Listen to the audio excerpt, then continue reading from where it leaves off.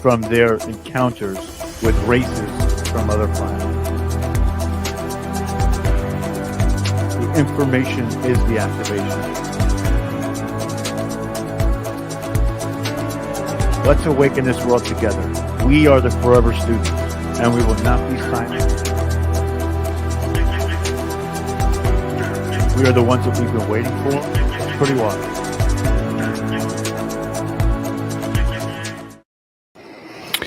Welcome, everybody, to another episode of Full Spectrum Universe. My name is Rob Yox. This is the embattled broadcast from behind enemy lines of the once great state of New York. Welcome to Full Spectrum Universe. It seems as if there we go, a little bit more light on my eyes here. Let's switch it over. There we go. So we've had a little bit of technical difficulties over the last couple of days, but the internet tonight is hopefully going to be a little bit better. We're a little bit behind the eight ball as well. I am a little bit under the weather, but to no avail. Do not worry.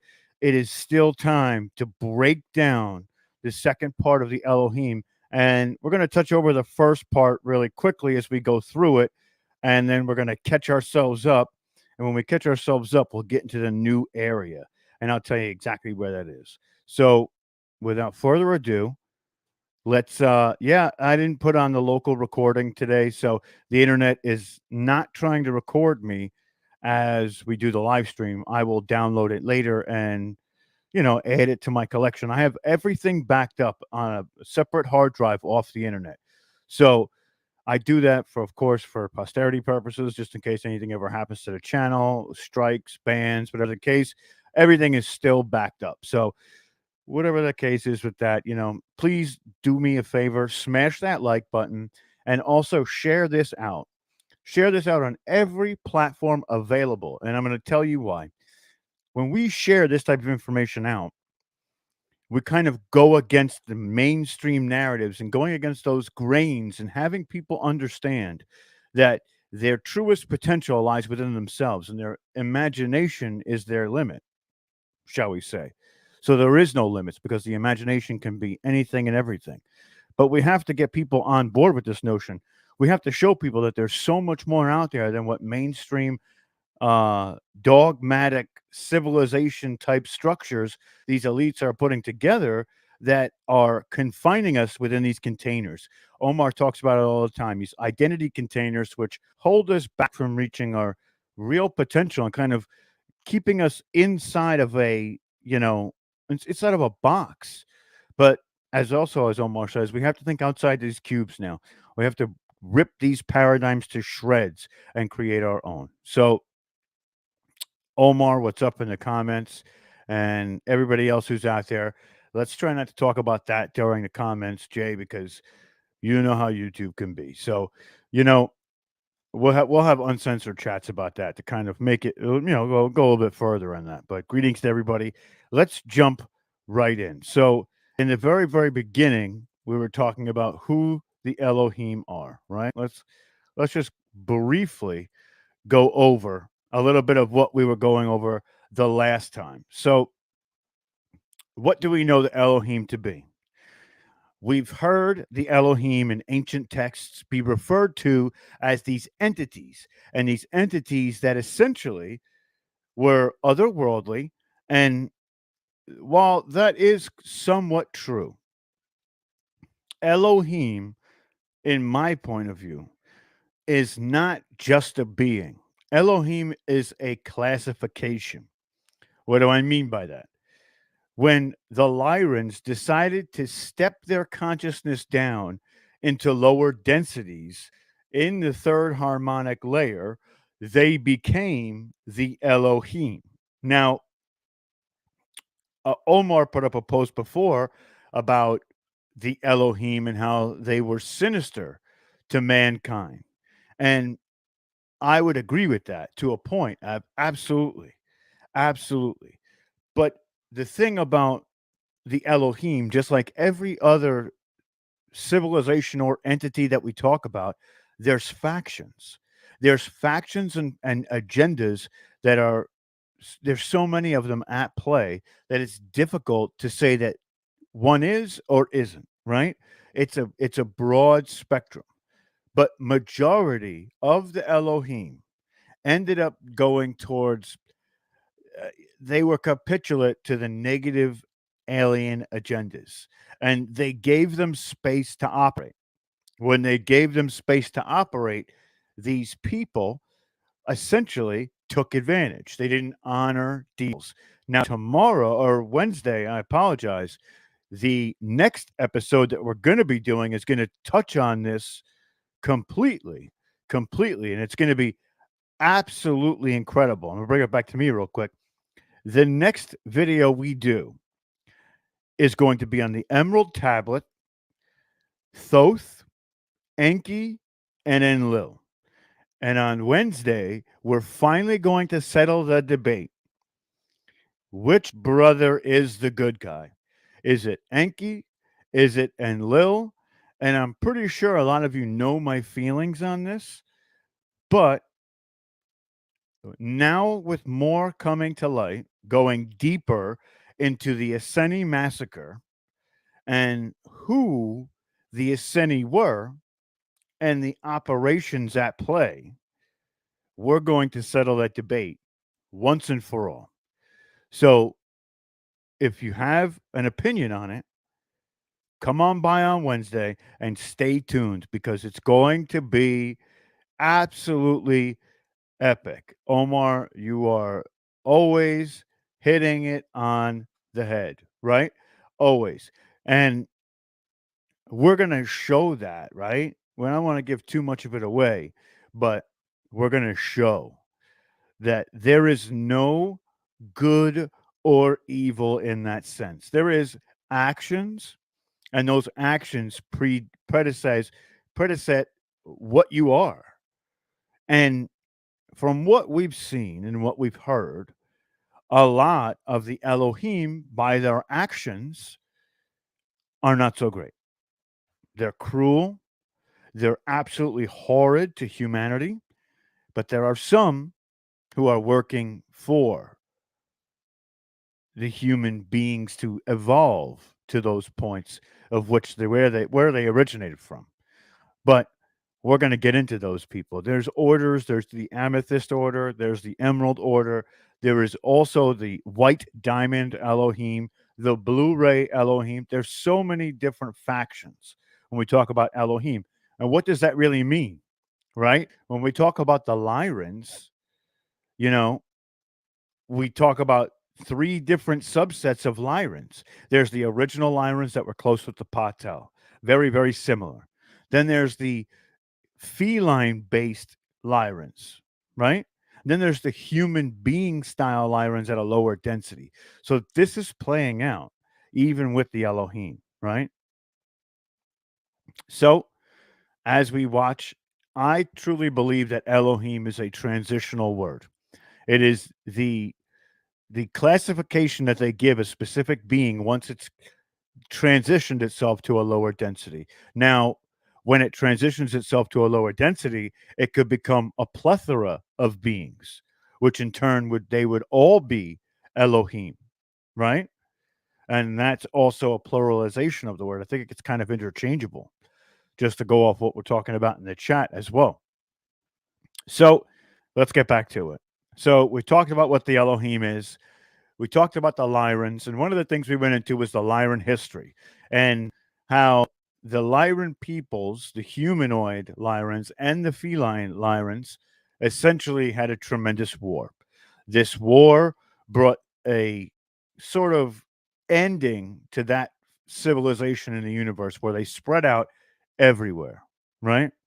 They essentially went all over the galaxy from this war. This created the Great Migration, and this was essentially a good versus evil kind of fight. But such as what we're talking about. We also talked about the Syrian Council. The Syrian High Council plays a tremendous role in the entire universe and making sure that when actions are put into place, they are played out verbatim. There is no veering off the rails, but they are not just within this dimensional layer. They are above and beyond. The Lyrans as well. And I apologize for my voice. Like I said, I'm a little bit under the weather. So if I start to crack a little bit, don't get nervous. Everything's cool. Just a nice little cold to start the week off. But so as we keep going, we just talked about the fall of Lyra and how Lyra wouldn't be the same after this transition. We talked about the fallen line of the Elohim, also stated as the fallen angels of the Bible. Very, very close, which is why we put the angelic type of picture up. Now, the fallen Elohim is the group that starts to descend into the other side of the spectrum from the light bearing Elohim, right? And there's a lot of groups that go up against the fallen Elohim. And the it takes a lot because the fallen Elohim line is huge. There is a lot of them. And while these other factions, if we take context of the Bible, they say that 1/3 of the angels fell from heaven. So if we look at the Elohim as a whole and 1/3 versus scattered factions of 2/3, that 1/3 will be greater than any faction possibly on that 2/3 side. Possibly, maybe not, who knows? But so we picked up on that a little bit. We talked about the Celtic massacres and the Druid sacrifices and how this was an energy thing and it was essentially giving energy to the fallen line of the Elohim. And they were burying the basically the templates of the divine blueprint in which mankind was made. And this gave them the ability to sort of take a hold of history. And tomorrow, when we go over things, we're going to be talking about taking back our history as well. And not tomorrow, Wednesday, the next episode, I'm just going to keep saying. So all of this stuff starts to fall within this Luciferian covenant, the satanic covenant, as they call it. But it's deeper than that. There are a lot of negative alien agendas at play here. And there is no one dimension where this is playing out. This is scattered across all dimensions. You know, and Omar brings up a great point here, and I want to bring that out. I wonder when they say the entire universe, if they mean a particular distortion. I want to go further with that. When they talk about the entire universe, are they talking about the extra dimensional layers of 5D, 6D, 7D, 8D? Because all of those within their harmonic layers are different, right? Definitely something to think about. That's pretty wild. So as we kept going, we talked about the Blu-ray Elohim, and the Blu-ray Elohim is essentially the beginnings of the good guys starting to come in and trying to correct or hold accountable the entities that we're going to be talking about on Wednesday, which of course is the Anunnaki and some of the other negative aliens out there. So then we got to the Emerald Order and what the Emerald Order was. Too much to really go into. And we were at the Solar Rishi. This is where we're going to pick up, right? And because I think that, you know, this is a great place to start. And I remember, like I said, the Luciferian covenant is also what the Elohim references are in the Torah, the Talmudic, and the esoteric Kabbalah teachings.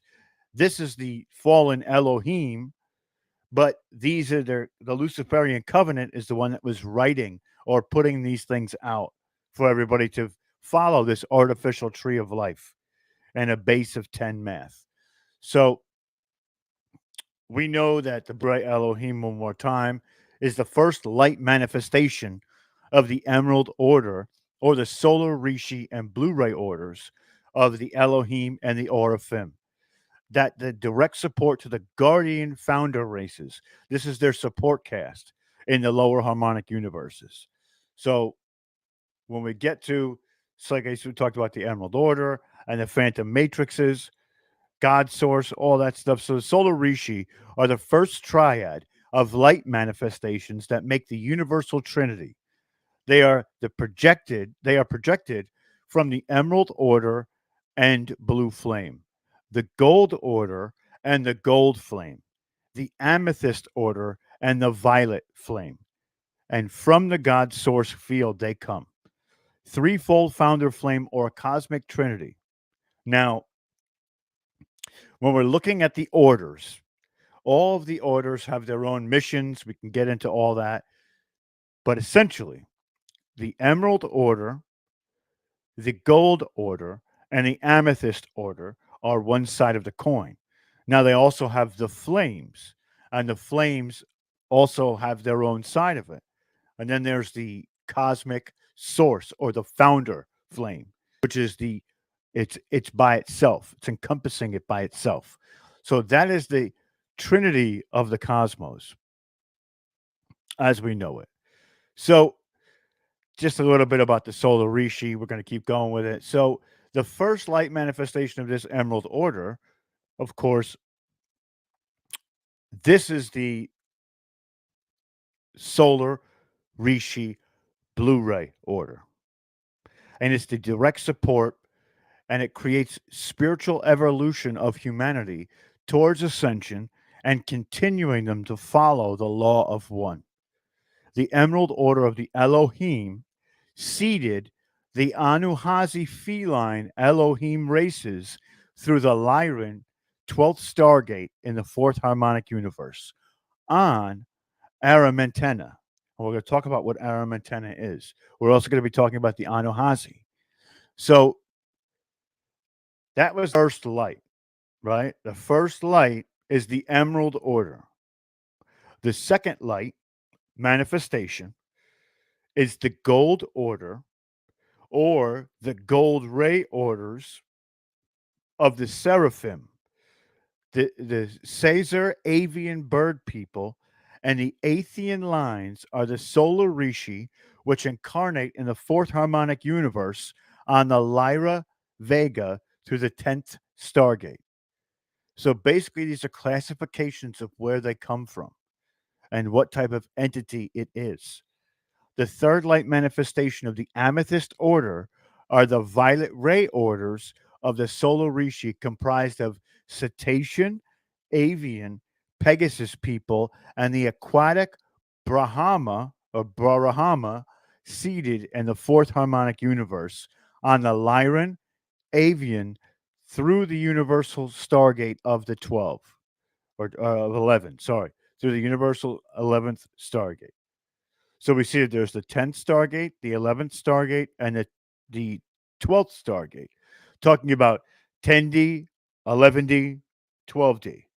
These are higher vibrational creatures. They may not even be physical. That's how high that they are compared to what we are.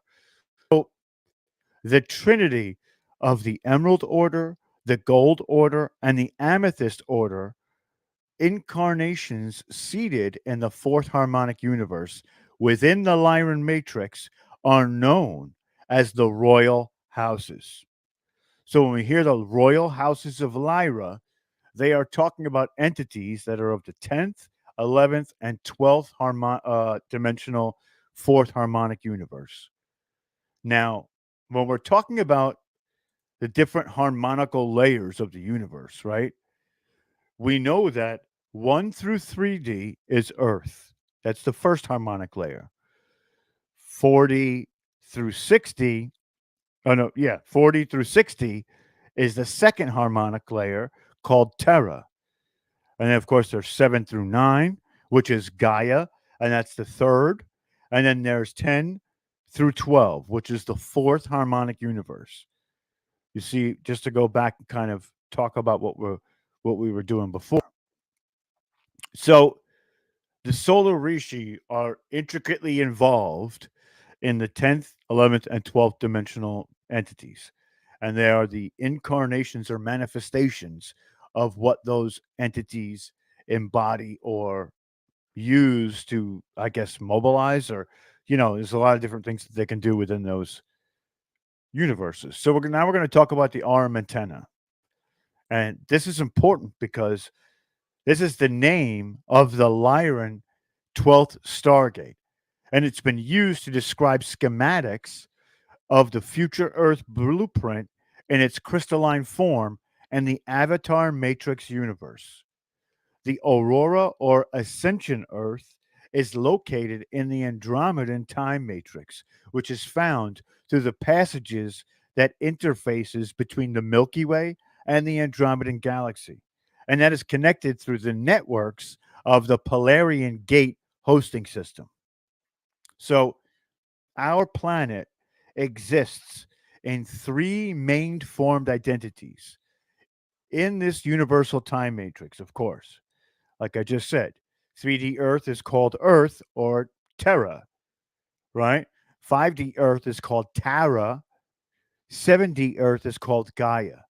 Different ET races and different extra dimensionals may call these future Earths by different names based on their language, but they are all planet Earth at different stages of evolution in the timelines. So that's the when we're talking about 3D to 5D, 5D is further into the future because eventually the ones in 3D will ascend to 4D and then 5D, and there'll be a different timeline involved. It's like the merging point of timelines, but it's also you working your way up to a future state of yourself. And that's where we're kind of, it gets to be a little bit bold when we think about it, right? So as we keep going, we have the anuhazi. And I thought this was important because it talks about lineage, right? And this is the first lineages of the main original lyran-elohim feline humanoid races. They were called the anuhazi of the Emerald Order. The anuhazi embodied as the liquid light biological forms of the original Christos races in the universe existing in the solar logo fields of the Lyran Aramente. To me, that sounds like something you see on the show Stargate. When a Stargate is activated, it looks like a puddle, a liquid light, right? So these entities are liquid light biological forms of the original Christos races. Make sense? So predecessors to our human angelic race line, the Lyran Syrian whites, are all called the anuhazi, a feline hominid seated by the 12D Elohai, one of the three Christos founder races that created the oraphim. Now, when we talk about the Elohai and we get to that level, it's going to be down the road a little bit because we're talking about all the maybe it was would have been a better idea to start at the top and work our way down. I kind of came from the bottom up because when we look at ascension, we don't start at 12 and work our way down to 1. We start at 1 and work our way up to 12. So that's sort of what I was thinking about when I did this. There's a method to my madness, right? So the anuhazi is the original first externally spoken language in our universe and is the natural language of the Christos founder races. It is also the original light language of our ancient ancestors. The Lyran Syrian whites or the Anuhazi are human elders. They are pale-skinned hominid Syrian race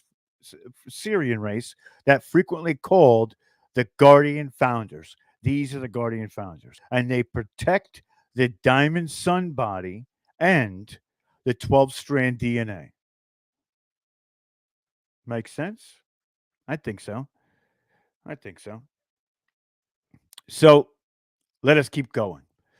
The Asceni Grail lines. Now, we're going to talk about the Asceni tonight, and on Wednesday, we're going to talk about the Asceni as well.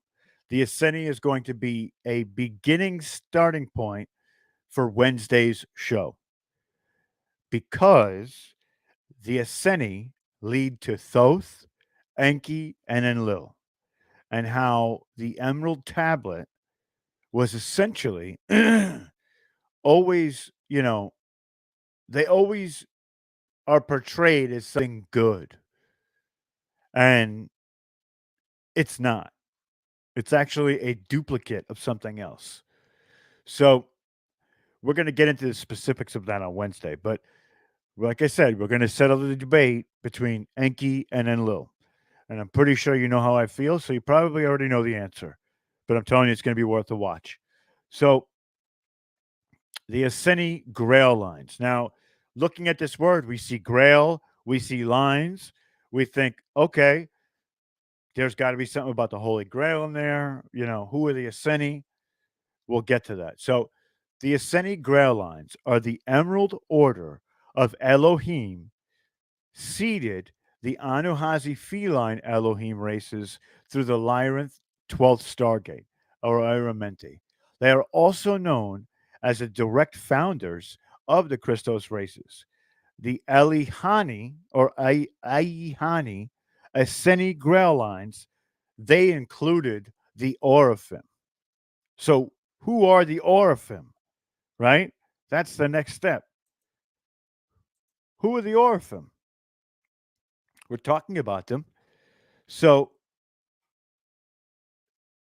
as we go on, the oraphim are the original representative founder guardian races, specialized blueprint forms that were used as a prototype body for the 6D indigo family of consciousness that source from the universal Melchizedek lineages.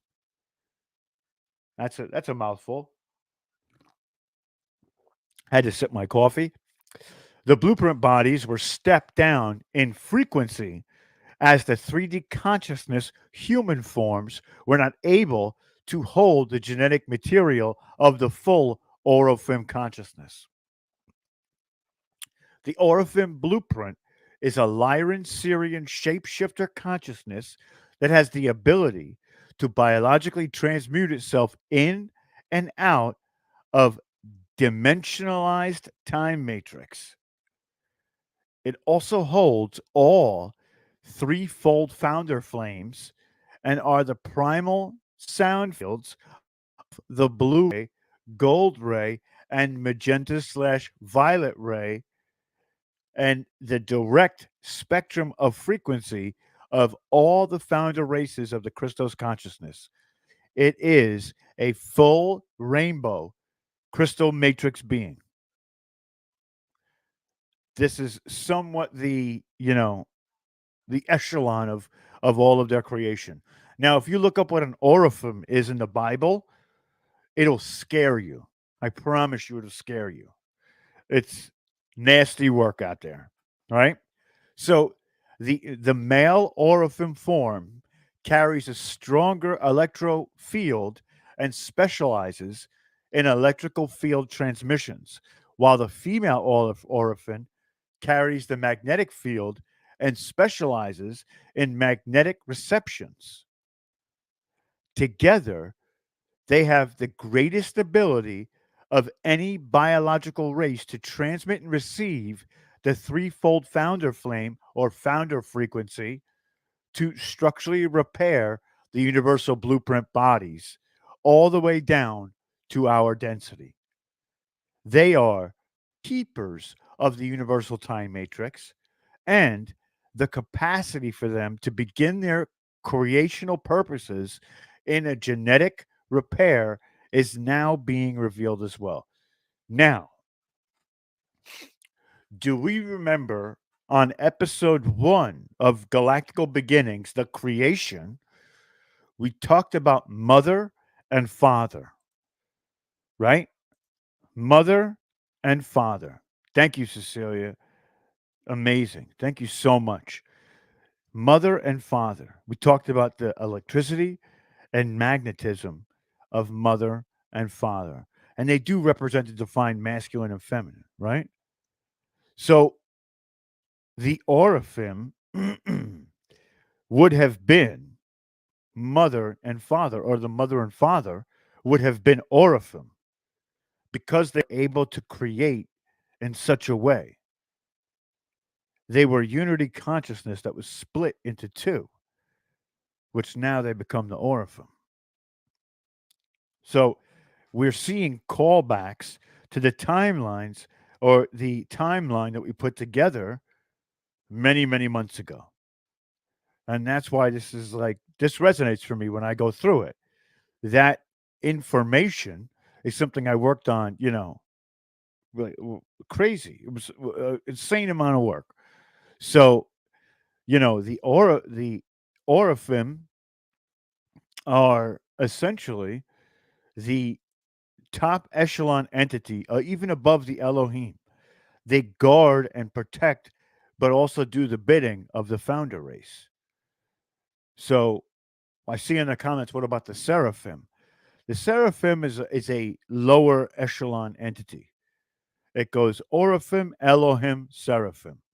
So as they go down, the Bible, they talk about them as angels, but it's not angels, right?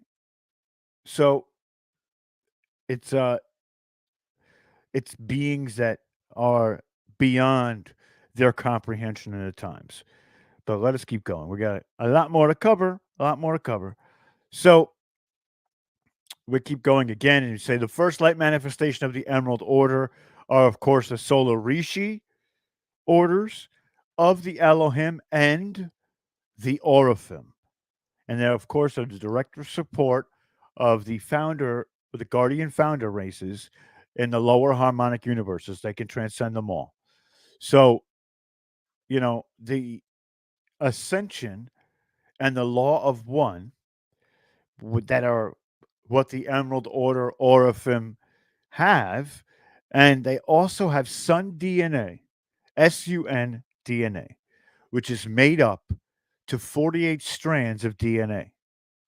Now, additionally, there are oraphim that carry the double diamond sun body form, which is 24 to 30 strands of DNA. Again, the Emerald Order oraphim and the double diamond oraphim are from the Christos here on the planet. And their universal threefold founder flame frequencies, they're here to repair it and the architecture of the planetary grid, as well as communicate with the aurora for the aurora crystal matrix, the re-encryption of the elemental body projects with the Master Christos Collective, a consortium of beings that are from the seven higher heaven realms. These are the ancient master builder races. They are also called the guardian host. So there's, of course, the guardian founder races, and now we're hearing about the guardian host, and they reside in the seven higher heavens realm. And down the line, we will define both of those for you. Now, getting into it here is going even deeper. We're going to kind of lose track of it. But so, from which now the Asceni on Earth have been generated to serve as the blue flame holders. So this is where the Asceni came from. Now the Asceni can be comprised of the root races of humanity, the Hyperboreans, so to say, or the ones that were there before the Hyperboreans. Even though they are the first, these are the entities that eventually became the Hyperboreans. So they are one and the same, almost. Through time and lineage, they are one and the same. So now we're going to keep going. This is exactly, this is from Ashiana Dean and Lisa Renee. All of this stuff. It's very deep, and that's why we're going over it again to sort of kind of contextually go over it. So we're talking about the Emerald Elohim and the Christos mission. Thank you, Jason. I really, really appreciate that, man. Really, really appreciate that. Thank you. After the destruction of the Lyran's 12th Stargate and the Lyran Aramenta, the Emerald Order Lyran-elohim feline race were appointed to serve as the primary universal security team to repair the timeline architecture, but also to carry out the reclamation of the Christos mission and to assist the many other fallen races in order to be able to continue a path to evolution and to ascension. So the next question I would ask is, what is the Christos mission? We have to know what the Christos mission is to essentially figure out what their mission was. So as we see here, this is the Christos founder races, the Diamond Sun Grail lines, angelic humans, Elohim mother line, and you can see where they reside. So if you make your screen big, you can see what it is here. um, so what is the Christos mission? We're reaching an embodiment phase, which correlates to the seventh cycle of the reclamation of the Christos mission in a plan for fulfilling the Paladorian covenant. This required the embodiment of the Christ consciousness layers through the seven sacred sun cosmic principles of the universal creator. Thus, the term Christ or Christos used in this context is not denoting the individual being referred to as Jesus Christ, as taught through the world religions.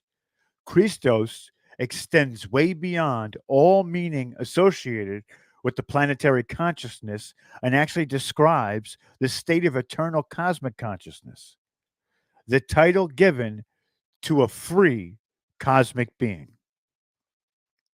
Now, during the timeline of Guardian Yeshua and later on King Arthur, the Asceni Christos Templar team attempted to protect the Giza Stargate and travel to Stonehenge, which is the 11th Stargate misaligned to Nibiru, right? So, in order to release the control over the Earth's planetary grid network, this is one of the reasons why they did that. Both of these Christos Templar teams were unsuccessful in their efforts in that timeline. Thus, the Guardian mission to protect Stonehenge and the Giza gates from their control and to avert the pole shift was passed. It was passed on to many current Christos starseeds and indigos on Earth during this current timeline of the ascension cycle, in which we have finally succeeded. As the Nibiran control over the planet is released, the Guardian host and ground crew can correct the checkerboard and the mutation and reclaim the fire letter sequence and genetic time codes that were used to set up reversals in the planetary network. Now, tomorrow or Wednesday, I keep saying tomorrow, I don't know why. Wednesday, we're going to talk about Giza and we're going to talk about Nibiru and the Stargate. That is part of the Emerald Tablet and what we just described. So let's keep going. So the planetary body is undergoing an event of Michael, Mary, heart twinning in the collective consciousness body or the collective solar consciousness body, which represents the 6D indigo, 7D violet frequency spectrum intersecting into the architecture that is building the wings, right? So this means the buildings of the planetary Merkaba spirals beyond the reversal networks to generate the corrected merge in the principle as it is represented horizontally and vertically. The staff pillar and rod pillar are the masculine feminine principles, the gender balance, and they intersect in the permanent seed of Adam, opening the Diamond Sun template to the birth crystal lotus heart and the crystal rose heart. This planetary event that is about the resurrection of Michael Mary solar body consciousness and the healing of the crystal heart, and recognizing the original solar consciousness in the solar system in which we are all connected. This is a reclamation of the collective human race and a solar consciousness. The world soul body or tribal shield that is represented as the entire 12 tribes of human beings on earth. It is the potential for soul fragment healing and the collective scale. And that's which many asleep people will receive during the passage of the physical body onto another plane. So the Michael Mary solar consciousness is originally from the seven sacred sons cosmic principle that incarnated in the lower density of the solar system and was hybridized with the Nephilim reptilian genetics. Does it make sense so far? That was a lot of tongue twisting, that's for sure. Thank you, Denise. I appreciate that. Thank you. Thank you. Thank you. We're already 40 minutes in, and I'm not even close to being done. Holy crap. So we see that this becomes, this is where the energy is being directed. And that direction of energy is having an effect on the human consciousness, which in turn is the Christ consciousness, which is the whole solar system. So Christ consciousness exists outside of this solar system and beyond the universal system. However, the planetary solar Christ deity is from the family of Michael, and through which the entire world, soul consciousness, was fallen and crucified during the Luciferian rebellion. We're going to talk about that at a later date, too. The Christ Michael 9D consciousness went through several dissipations in the process of incarnating on Earth during the root race's cycle through his infinite love of creation. And he attempted to know all aspects of darkness in the creation and to eventually resurrect it from the anti life reversals and the death patterns it existed within. There was no way to resurrect a reversal. There was no way to resurrect a material creation without first embodying all aspects of it, including all of the fallen aspects. In this last and seventh dissipation of the Paladorian covenant, or Christ bestowal, it was designed to resurrect the earth body through an ascension cycle. And during the seventh astrological procession, since the negative alien invasion, the embodiment process was to bring in all aspects of the cosmic Christ consciousness directly in Christ Michael's incarnation process, and also to fully embody the entirety of the gold ray body, in which the fallen seraphim genetics can be resurrected. Embodying this aspect of the seraphim body was required in order to reclaim it from the DNA mutations accumulated from the alien hybridization and cloning wars. So the fallen angelics are largely mutations of the fallen seraphim. They are the dark angels that embodied the bywave consciousness of the Luciferian forces, right? The Michael Mary heart twinning is the fulfillment of the seventh cycle of the Christ Michael embodiment of the gold ray seraphim template in order to resurrect the fallen seraphim and the fallen angelic consciousness. Pretty wild. Thus, in the seventh cycle of the reclamation of the Christos mission, this level of the guardian host rehabilitation mission for the Gold Ray manifestation template has met with victory. To ensure masculine rod healing and a distorted seraphim 10-strand DNA template, a pure Gold Ray 12-strand core manifestation template for the seraphim lineages has been generated as the Diamond Sun embodied potential for the entirety of the Christ Michael avian lineages. The fallen angelic Anunnaki hybrids are not amused as this relinquishes their genetic position of superiority over the fallen aspects of the family of Michael, and thus we have retaliated to the target those of us serving this particular mission.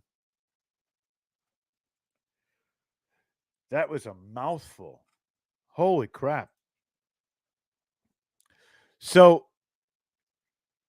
as we can see, there are pieces of this mission that have been fulfilled. And now it is up to thus us who are left, and if not us, then who? And we always say we are the ones that we've been waiting for to fulfill the last aspects of this mission. And the last aspects of the Ascension Cycle mission, so the Christos mission, is to help those who are asleep, is to give those who are asleep a chance to rise, to reclaim their freedom, reclaim their purpose, reclaim who they were meant to always be, and not to be swayed into these genetics that essentially keeps them in a perpetuate cycle of suffer and pain and fear. But as it just told us, a lot of us started or had to wake up from this cycle ourselves because we have to embody all of it before we can alleviate it, which makes sense. We have to understand it before we can rectify it. And I'm doing dramatic pauses for effect, but it's true. It's so true. And if we think about it, and we think about some of the things that we've been through on a regular human consciousness type of 9 to 5 type of thing, we had to see it. We had to go through it. Why? Because in order to combat it or to rectify it, we had to be able to pinpoint it, right? We have to see it to do that. I can tell you all day, fire is hot. Fire is hot. Until you get close to that fire and you feel that flame, then you're going to understand. That's how this works. Even with energetics, right? There's 5D, 6D, 7D. And until we experience it, we're only talking about it. And some of us have experienced it. Some of us has gone all the way up to 12D, but didn't stay there for all but a half a millisecond, came right back. It wasn't sustained, otherwise they wouldn't be here with us. But I believe there is a piece of us from 1D to 12D and all the way up. There is a representation or a piece of us in all of those dimensional densities. And when we get to those accesses, or when we get to reabsorb those basic entities that are in those forms, is when we can, I guess, carelessly walk, not carelessly, but effortlessly walk through the different dimensional densities, which in turn means being able to see time backwards and forwards, different dimensional, aspects of ourselves, you know. So getting really stuffed up, and I apologize for my nasally voice. It's we're getting to the end of this here. So what we were talking about was the guardian host, and the Syrian rebellion is next. So this is the 5D planet tarot. This is what we were talking about before, and how this works within the timeline. So the lyran-elohim felines were supervising the Syrians to host the seeding of the 12-strand DNA genetics on the 5D planet Tara for the Christos race embodiment. After the fall of Tara, the anuhazi downstepped themselves into the lower dimensions through the azurites and the oraphim to 24 to 48 DNA strand template to create the interdimensional free world councils. The Elohim acted in a supervisory role of protecting the Terran creation from the Madonic spirit plane, while in the soul plane as well. So the Syrian High Council orchestrated the genetic seedings from the second harmonic universe timelines, and as the root races of the planet Earth were originally seeded into subraces that sourced from the 12 tribes. So, same for the first seeding of Tara as well. So, thank you, Vessi. I really, really appreciate that. Thank you so much. So, now we're going to talk about the Syrian rebellion a little bit. Not long, but these are the histories of the Syrian rebellions that generated rifts between the Syrian Anunnaki and the Syrian Elohims, who based their oversight and decisions to be aligned with the law of one. We all know that the Syrian Anunnaki were not based in the alignment of the law of one. They were of service to self in a Luciferian covenant. So, just really quickly on that. Now we're going to talk about the guardian host. Told you we're going to talk about it a little bit later. This is just a quick overview. Just a quick overview. So the Guardian Alliance is directed by the Elohim Emerald Order brenau, who support the guardians incarnated on the earth that are connected to the lineages of the Christos founder races. Right? So the question you would have is who now are the brenau? Who are the brenau? We're going to get there. This is the next spot that I wanted to get to before we shut this all down. So the brenau, the first light manifestations of the Emerald Order in the blue flame projected from the God source field. And of course, we could talk about them. And the threefold founder flame or cosmic trinity. That's where the brenau are founder consciousnesses from 13D, 14D, and 15D, solar Rishi, that direct support the guardian founder races in the lower harmonic universes that are supporting the liberation and the continued spiritual evolution of humanity towards the law of one. The Emerald Order of Elohim, of course, again, seeded the anuhazi through the 12th Lyran Stargate, and this is where the founder races and the Ayani Grail lines and included the oraphim. They are advanced beings from the highest dimensional worlds, appear as tall, luminescent figures with elongated heads and large eyes when they physically manifest. Feel the high aligned emerald colors of the Holy Father Arc Principle. They will never interfere and must be communicated with either through previous lineage associations or their presence requested with full consent through the previous lineage association or consent of the personal intent of service to others as a guardian. So only a guardian can call in the brenau. The guardian groups include massive numbers with a great variety of different advanced species. The Guardian Alliance is directed by the Elohim Emerald Order brenau, who support the guardians incarnated on the earth that are connected to the lineage of the Christos founder races. These are starseeds and indigos that have incarnated specifically to restore the Emerald Covenant or the reclamation of the Christ. We're going to talk about the Emerald Covenant on Wednesday. It's the next step in this. So, we're also going to touch on the Emerald Order of brenau as well before we jump out of here.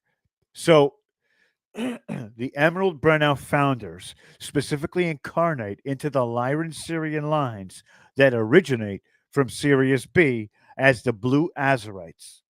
The Christos founder race mission includes supporting the pathway of disclosure that leads into planetary liberation and ascension, providing the records for witness testimony on behalf of Earth and humanity to be freed from their alien oppressor and gain access into the interdimensional free council of Free World Council.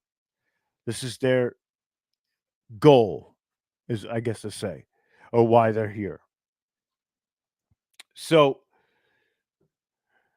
now we're going to talk about the Emerald Order Brenau. And that is the cover of, you know, that is the cover of the episode I made that, that's pretty much what it was made out of. That's the Emerald Order Brenau. So the Guardian Alliance is directed, of course, by the Elohim again. They incarnate in the founder races. We talked about this. The brenau founders specifically incarnate into those Azarites and the oraphim as well. And it's important to be aware of the fact that for many years, the Emerald Order Guardians were being replicated in an extensive AI hologram network that was used to trick or subvert indigos and starseeds and the Christos people from awakening and preventing them from actualizing their heroic probability or Christos mission. And many reconnaissance and repair projects purpose to dismantle these inorganic structures and AI timelines were found strewn in the phantom pockets and the hybridization zones, hibernation zones, right? So both AI holograms used to project the Christos DNA creator code into false timelines and false holograms that used usurped Emerald Order DNA appear to be first stolen during the Thothian, or the TEE, as we'll call it from here on out, the hijack that led to the Asani massacre and the breeding programs for alien hybridization on Nibiru. And that is what we're going to be talking about on Wednesday. So, right there is the place to shut it down. That is going to be Wednesday. So, bringing it back to me, we're right up at the hour. I hope this was a lot better than the last time we tried to do this and we got a little bit more out of it.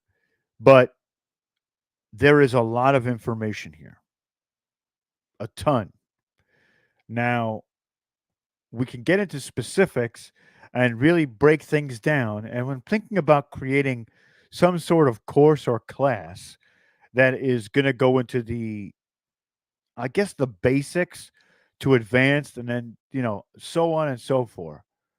And, I think that we're going to have to really hone in on this stuff, really use it for what it really is meant to be used for. And whether you agree or don't, it's all about the information that's flowing. So we have to understand that while some people say it one way and others say it another, it doesn't mean that they're not saying the same thing from their own perspective.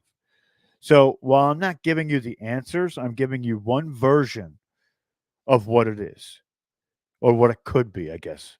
It's not ever what it is, right? It's always about what it could be. So I'm giving you one version of it. And I'm not going to sit here and tell you to follow this to a T. Don't follow anything to a T. It's all about your perception of it. But I hope that this gave you some ammunition to go and research more yourself using some of the key terms and some of the things we discussed, you know? So hopefully this was helpful.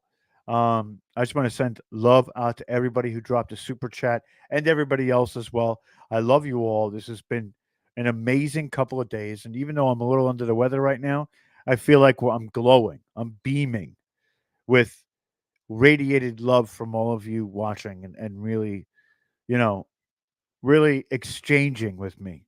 And we are the Forever Student family, the full spectrum family. It's We're on Telegram as well, where we're sharing information.